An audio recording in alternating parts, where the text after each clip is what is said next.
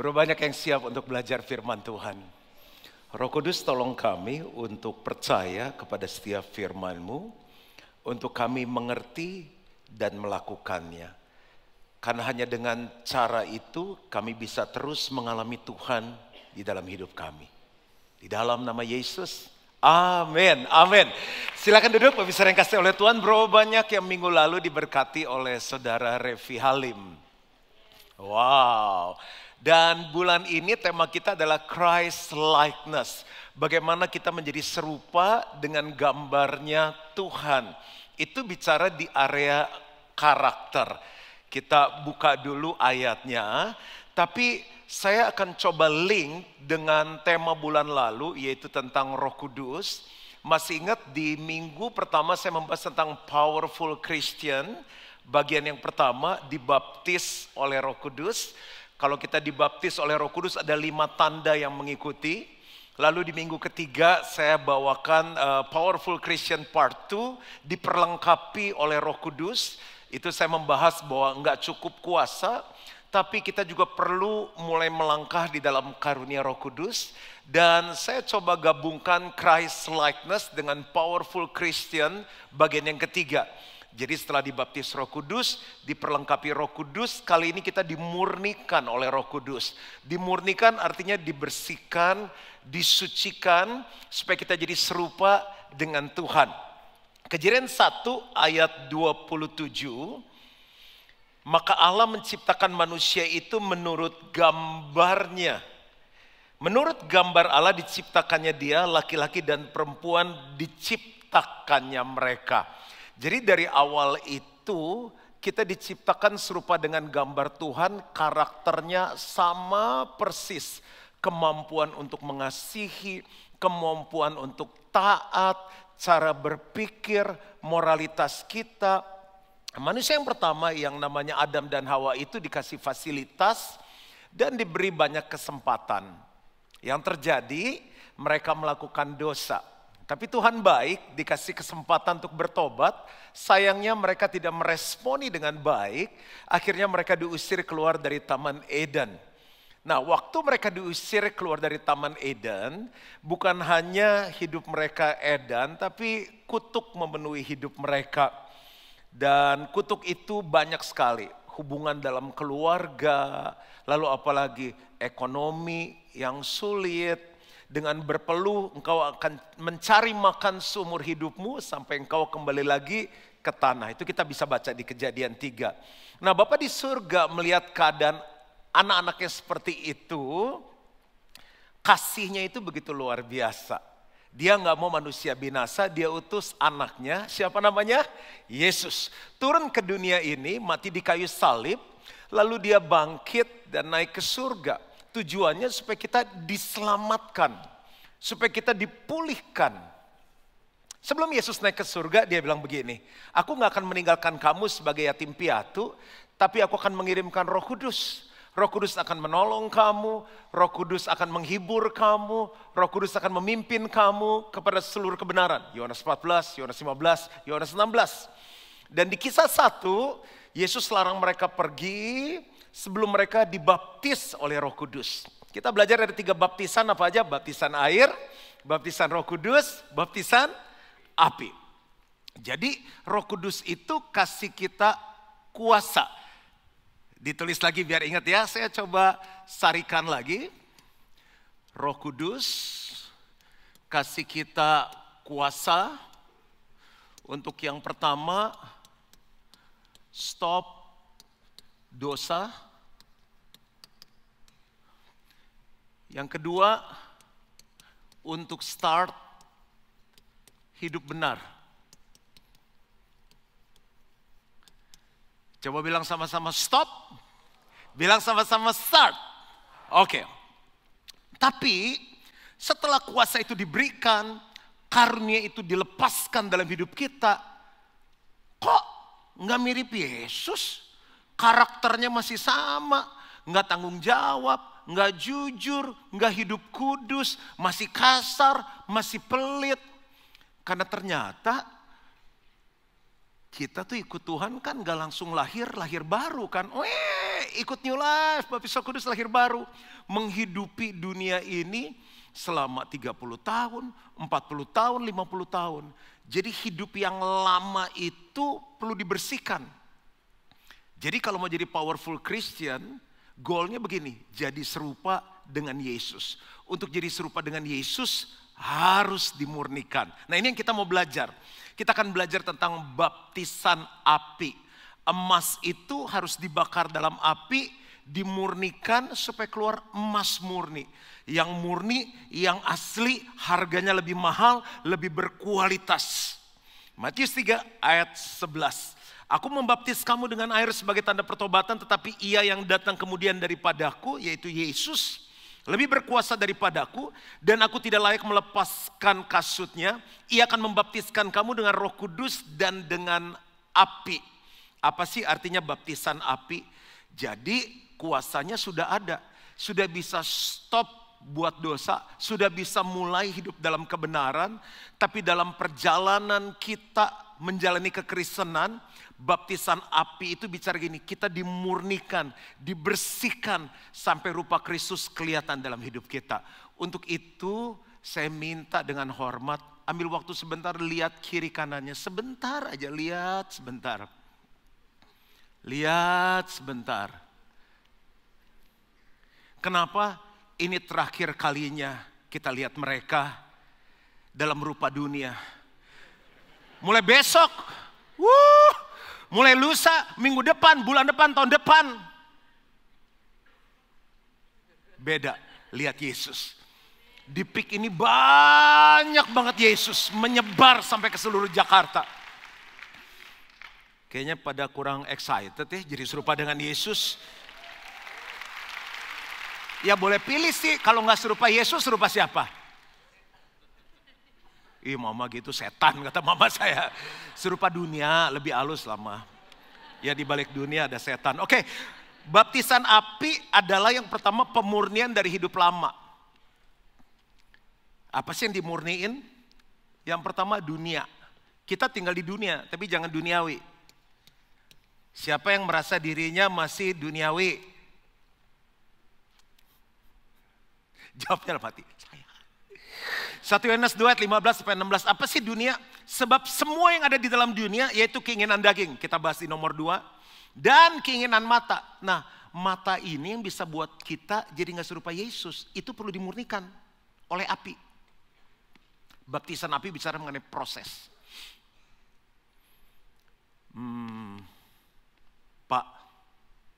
Pak, gak ada laki yang hadir. 1, 2, 3. Tuh ada, Pak. Suka lihat cewek cantik gak? Bagus. Setelah lihat, masih single, kita deketin dong. I love you. I want to marry you. Ya kan, nikah kan? Nikah nih sekarang. Masih bisa lihat cewek cantik gak? Masih boleh gak?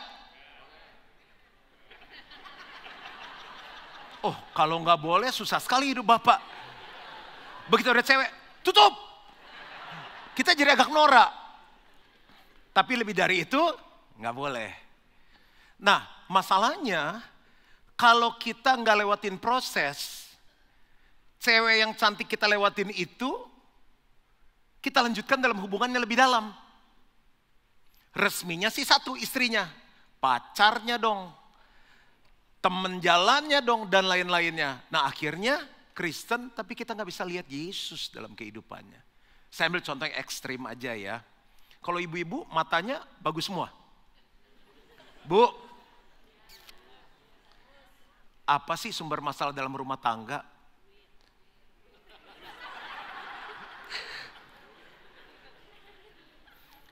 Jadi kan pengen lah ya, ibu-ibu suka yang bagus-bagus. Mungkin keadaan suaminya belum memungkinkan. Akhirnya ada tuntutan, akhirnya ada pembandingan, akhirnya ada ketidakpuasan. Dimulai dari mata. Akhirnya anak-anak gak bisa lihat Yesus, orang berantem terus di rumah. Lagi, serta keangkuhan hidup. Gengsi kan?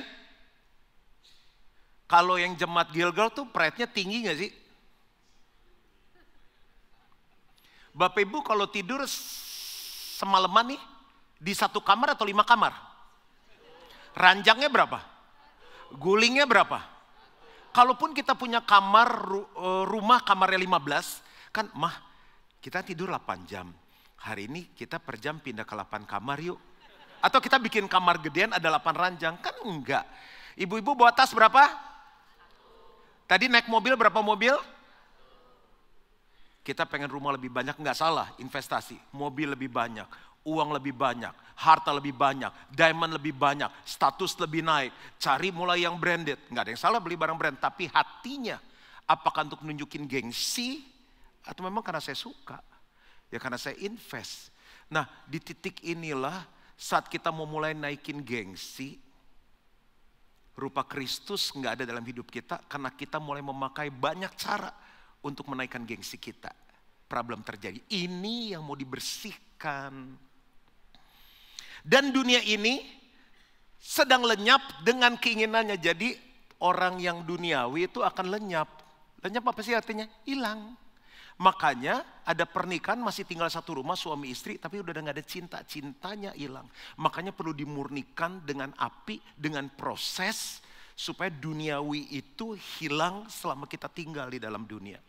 Tetapi orang yang melakukan kehendak Allah tetap hidup selama-lamanya. Apalagi sih yang mau dibersihkan, dimurnikan. Yang kedua itu yang namanya daging.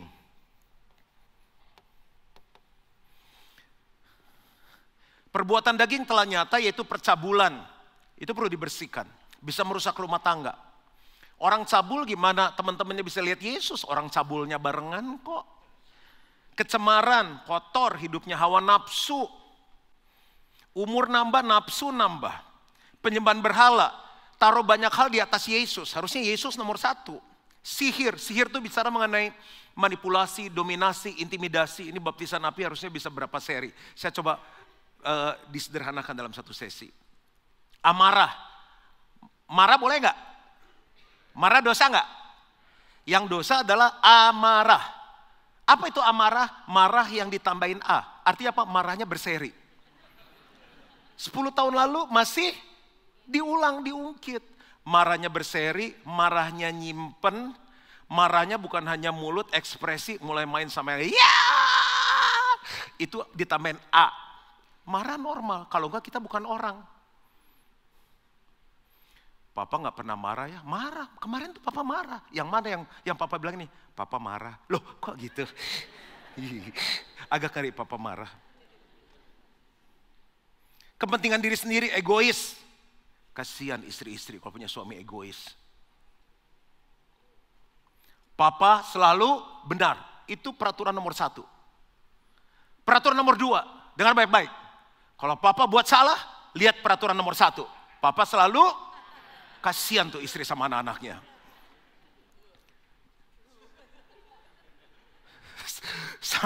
Sampai di mana tadi ayatnya?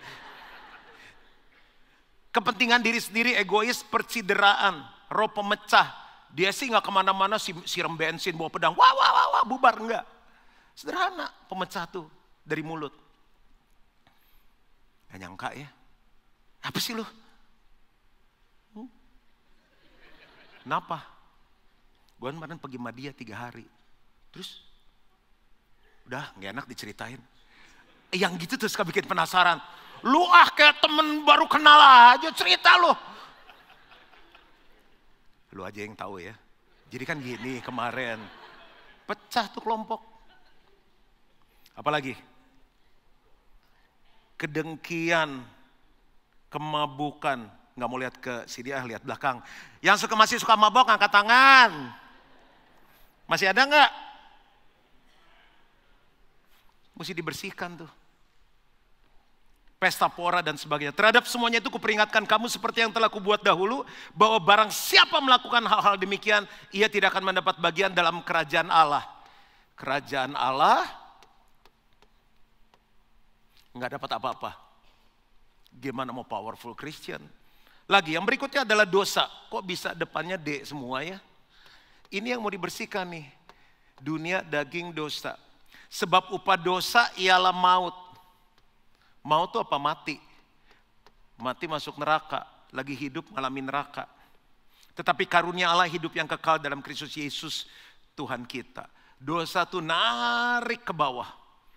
Mau dipenuhi Roh Kudus, mau ikut New Life, mau dibaptis Roh Kudus. Kalau kita nggak diproses, dosa jalan terus. Ada orang-orang tertentu yang harus mengalami penderitaan, proses untuk dia berhenti dosa. Kalau bisa jalur cepat, ngapain jalur lambat? Udah nggak jadi ikut Tuhan kalau gini, ngeri api. Oke, keluar dari Tuhan. Emang di luar Tuhan nggak diproses? Diproses. Bedanya di dalam Tuhan ada jaminan kemenangan. Bedanya di proses di dalam Tuhan ada kepastian. Ada Tuhan yang menyertai kita, ada Tuhan yang ngasih kekuatan. Dan endingnya jelas, powerful Christian. Kenapa sih ada baptisan api? Supaya kita dimurnikan dari dunia, daging dan dosa. Kenapa sih mesti dimurnikan? Supaya kita nggak lenyap. Kerajaan Allah kita dapat bagian di dalamnya dan kita punya kehidupan. Yang kedua yang dimurnikan itu iman kita. Iman kan percaya Yesus. Pastor kurang apa? Kita siang-siang datang ke sini nggak ke mall jalan-jalan, itu kita percaya Yesus. Oke, setan juga percaya, tapi percaya yang kayak gimana? Apa sih yang dimurnikan dari iman kita? 3 hal. Motivasi kita, tujuan kita, sama kepemimpinan dalam hidup. Saya akan mulai dengan motivasi. Baptisan api, proses membuat motivasi. Kenapa kita ikut Tuhannya itu murni. Kenapa kamu ikut Tuhan? Katanya di Gilgal ceweknya cakep-cakep. Loh, mendingan cari istri di gereja daripada di tempat lain. Bagus gak? Bagus. Tapi harus dimurnikan. Jangan-jangan setelah dapat cewek, nikah di Gilgal terus caw. Kenapa kamu cari Tuhan? Ya habis dokter udah gak bisa nyembuhin ya. Katanya Tuhan Yesus bisa nyembuhin. Bagus, dia datang ke alamat yang benar. Ya habis udah kepepet ya. Udah coba segala macam, udah gagal 7 kali. Katanya di Alkitab Tuhan bisa menolong kita menjadi orang yang berhasil. Betul. Tapi kalau cuma gitu doang, kekristenannya gak lama, kekristenannya gak powerful. Apa sih motivasi yang benar ikut Tuhan? Karena Yesus sayang sama kita. Kita dapat anugerah percaya kepada Yesus. Oleh karena itu saya mau ikut dia. Karena dia adalah juru selamat, Tuhan yang menyelamatkan. Karena dia adalah Tuhan, dia penguasa hidupku, dia pemimpin hidupku. Aku sudah dibeli lunas dengan darah Yesus, aku bukan milikku sendiri. 1 Korintus 3 ayat 16, 1 Korintus 6 ayat 19.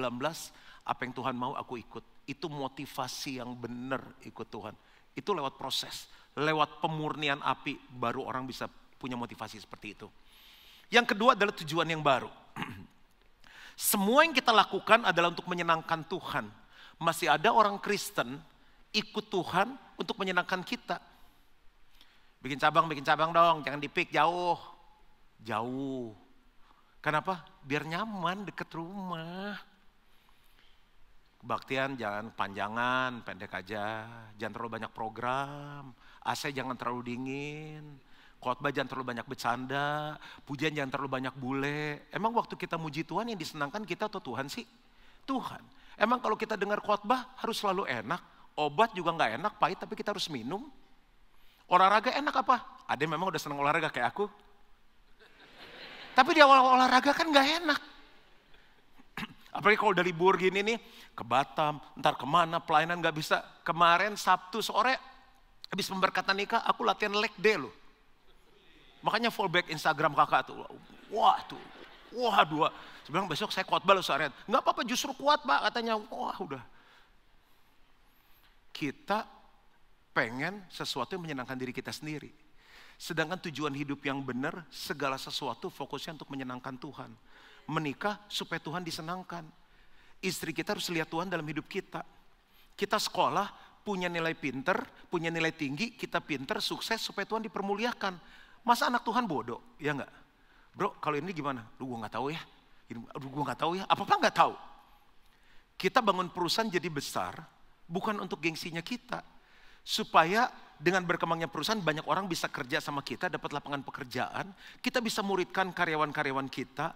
Sementara ada bos-bos lain yang pelit, ada bos-bos yang murah hati, yang upgrade karyawannya, yang sejahterakan karyawannya.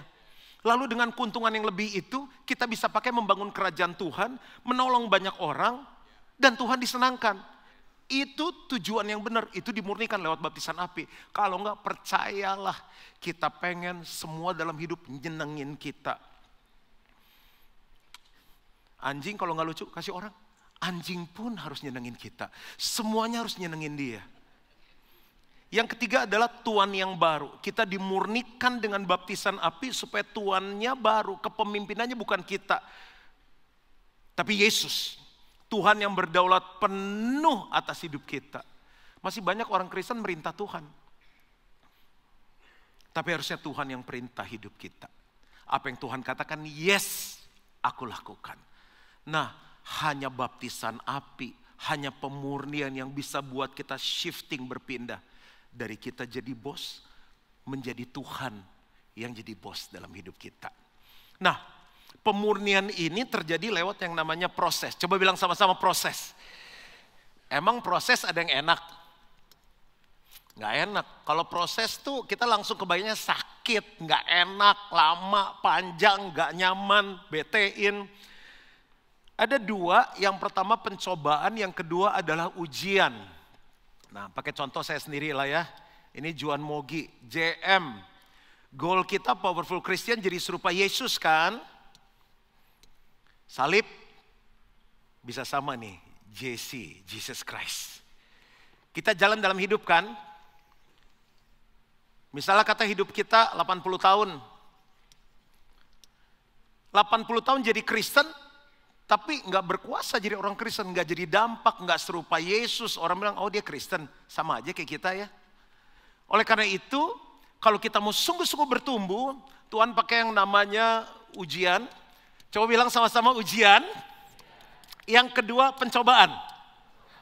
Nah, apa bedanya ujian dan pencobaan? Hanya dua cara ini yang membuat kita bisa bertumbuh ke arah keserupaan Kristus.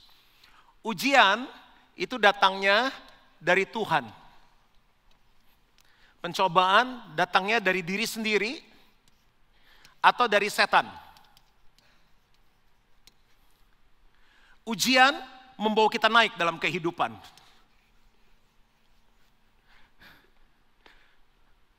Joel anaknya yang paling besar kelas berapa?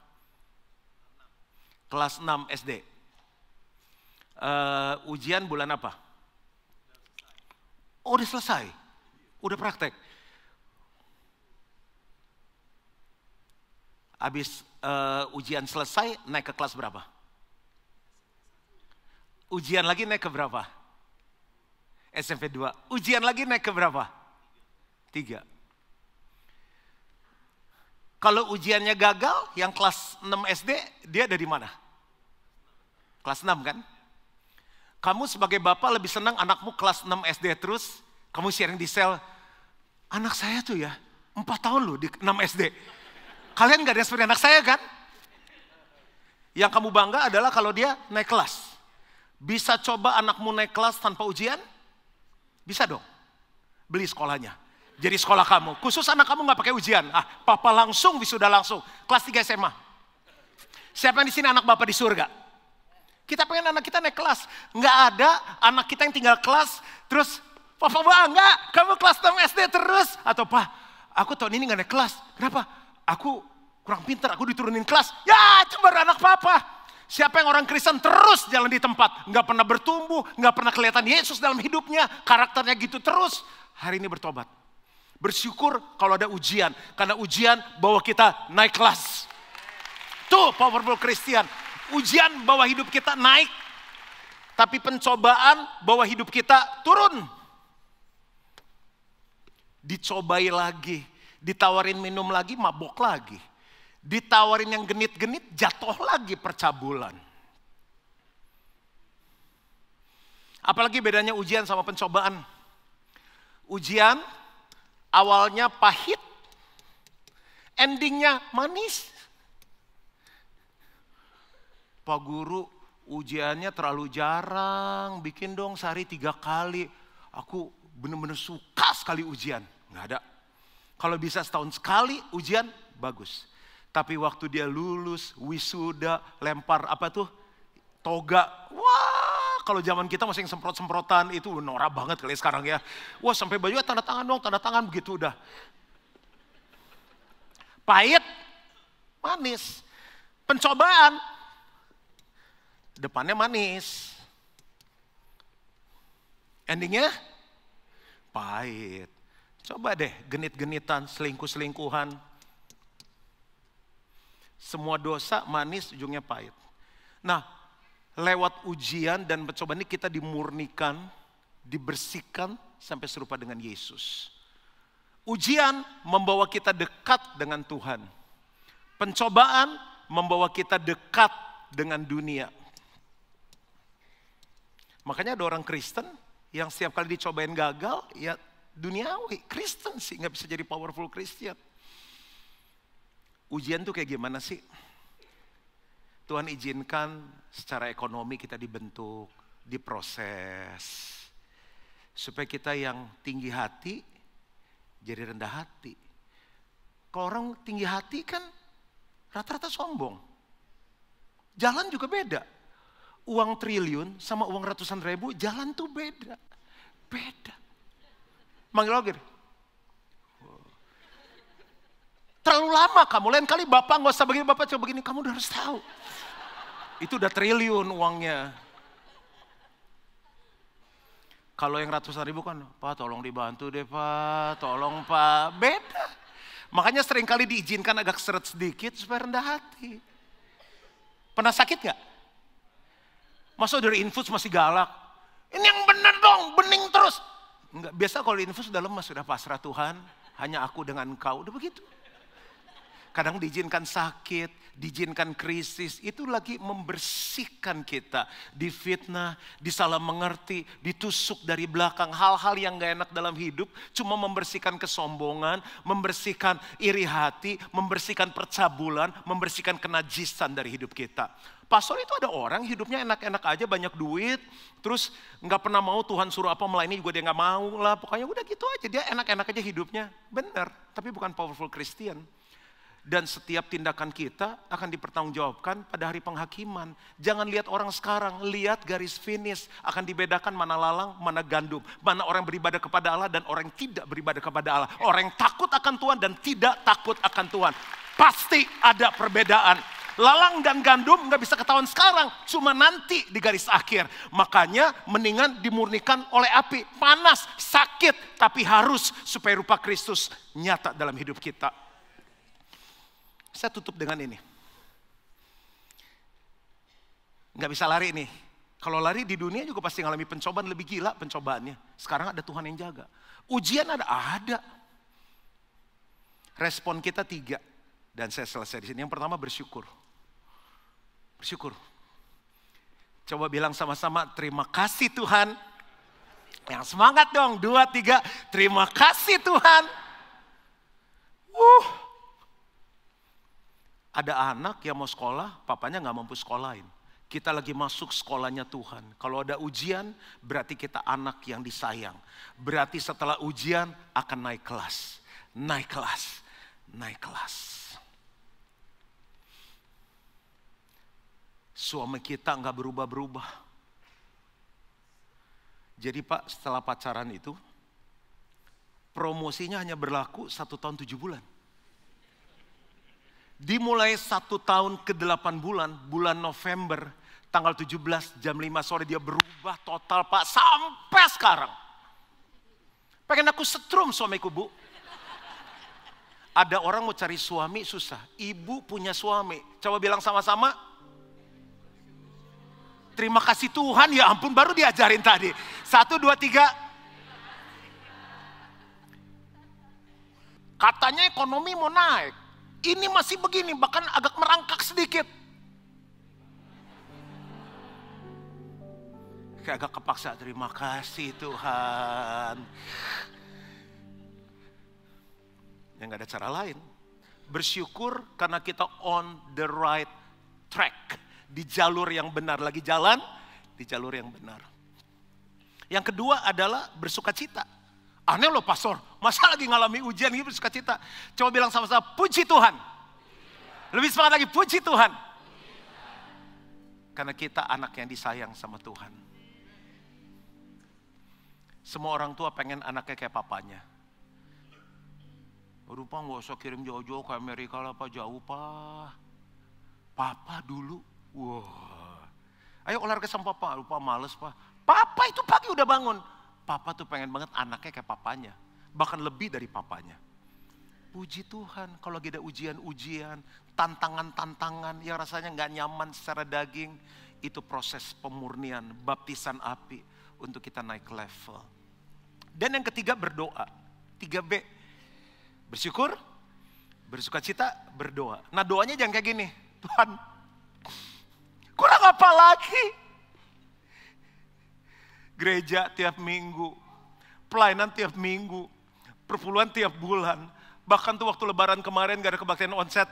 Sama Natal akhir tahun tuh Gilgal suka gak ada kebaktian. Aku online di depan pintu gereja Tuhan. Kurang apa lagi? Itu doa tapi isinya gak enak banget. Powerful Christian, sampai salah ngomong. Pakai Inggris judulnya. Powerful Christian tuh gak gitu doanya. Begitu ada hal yang gak enak, lagi dicobai, lagi diuji, bilang gini, Tuhan, ngerti aku ngerti ini. Mau naik tingkat kan? Biar aku cepet nangkep Tuhan maunya apa lewat kesulitan ini. Aku cepet nangkep, aku cepet ngerti yang aku mesti rubah yang mana ini Tuhan. Udah ya, biar cepet aja Tuhan selesai. Aku tahu, ini aku salah, aku mesti bener ini. Ini gak bagus, aku mesti buang. Gitu doanya. Amin lah, bagus sekali ini poin terakhir. Itu kalau khotbah tuh udah klimaksnya sekali. Tuhan maksudnya apa sih? Bikin aku ngerti yang mana aku harus rubah. Gitu. Saya tutup dengan satu kata dan saya selesai. Kurang gede gak? What would Jesus do? Kalau aku lagi ngalami sulit gini, apa yang aku harus lakukan? Kalau aku lagi diperlakukan gak adil, apa yang harus aku lakukan? Kalau lagi dicoba ini sama teman-teman yang dulu ngajak mabuk lagi, ngajak main cewek lagi, apa yang harus aku lakukan? Yesus bilang, waktu aku dicobai di padang gurun, habis puasa puluhan hari, apa yang aku lakukan? Aku pakai firman. Sekarang baca firman, perkatakan firman. Manusia hidup bukan dari roti saja, tapi dari setiap firman yang keluar dari mulut Allah. Ada tertulis, hanya kepada Tuhan sajalah engkau menyembah. Dia keluarnya firman. Jadi setiap kali ada ujian, tantangan. Yang pertama, bersyukur. Yang kedua, bersukacita. Yang ketiga, berdoa. Jangan lari. Lewati baptisan ini, sampai rupa Kristus ada dalam setiap kita. Tuhan memberkati. Mari bangkit berdiri sama-sama. Yang ku rindukan hanya Kau, Yesus. Nyatakan pribadimu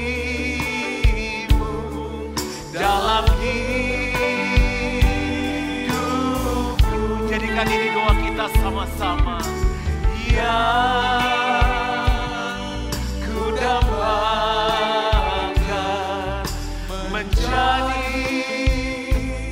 seperti Kau, Yesus, di dalam perkataan, pikiran, perbuatan. Yang mau sama-sama katakan, menjadi seperti Kau, Yesus, menjadi seperti Kau, Yesus, menjadi sempurna dalam seluruh hidupku. Biar keyboard main dengan lembut, pejamkan mata kita. Anak kita aja nggak bisa skip yang namanya ujian.